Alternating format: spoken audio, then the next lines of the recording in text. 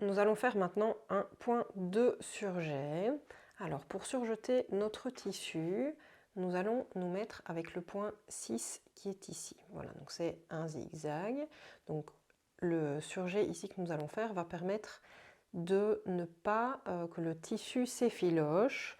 Si on ne fait pas de point de surjet sur le côté, eh bien notre tissu va avoir tendance à s'effilocher jusqu'à la couture. Ce serait plutôt ennuyant. Donc si vous avez une surjeteuse, vous pouvez bien évidemment le faire à la surjeteuse. Et sinon, on le fait ici, voilà, avec le point numéro 6. Donc on va se mettre. On voit que mon aiguille a déjà bougé. Je vous montre tout ça en détail après. Donc voilà. Ici, nous avons la largeur du point. Donc la plus basse chez moi, c'est 0. 0, ça fait en fait, dans le fond, un point droit.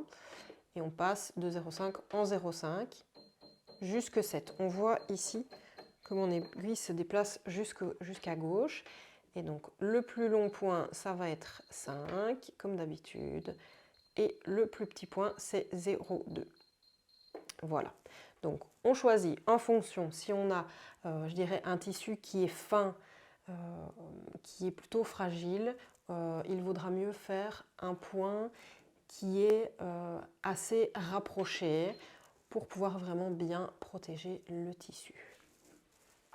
Donc ici par exemple, nous allons nous mettre à 4 plus ou moins et on va prendre par exemple 0,5. N'hésitez pas à faire des tests, à essayer pour voir si c'est assez long ou si c'est trop court et n'hésitez pas à changer.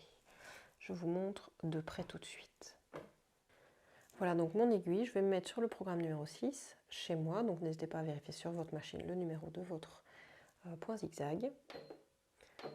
On voit voilà, que mon aiguille a déjà commencé un petit peu à se déplacer sur la gauche.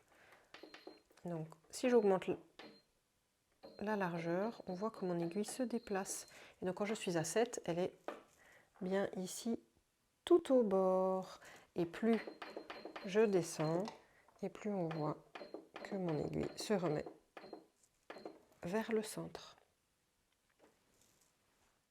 Le but maintenant, c'est de venir mettre le bord de son tissu. Il ne faut pas évidemment que ça dépasse, sinon on va faire le point dans le tissu et l'extérieur va quand même s'effilocher.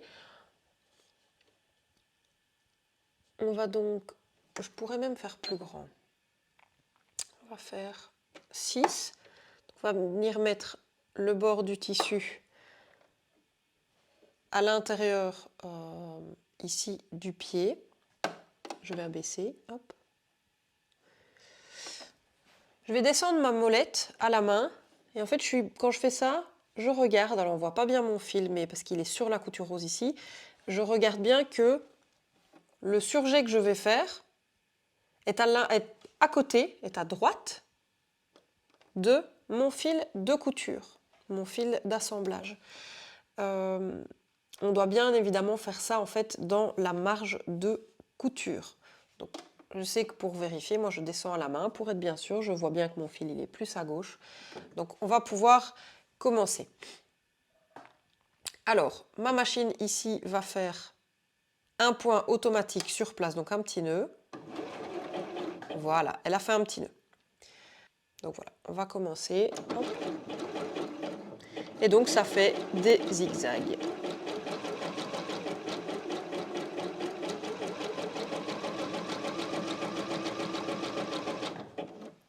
Donc on peut le voir ici que ça a bien emprisonné tous mes fils et que ça ne reste plus de bouger par la suite.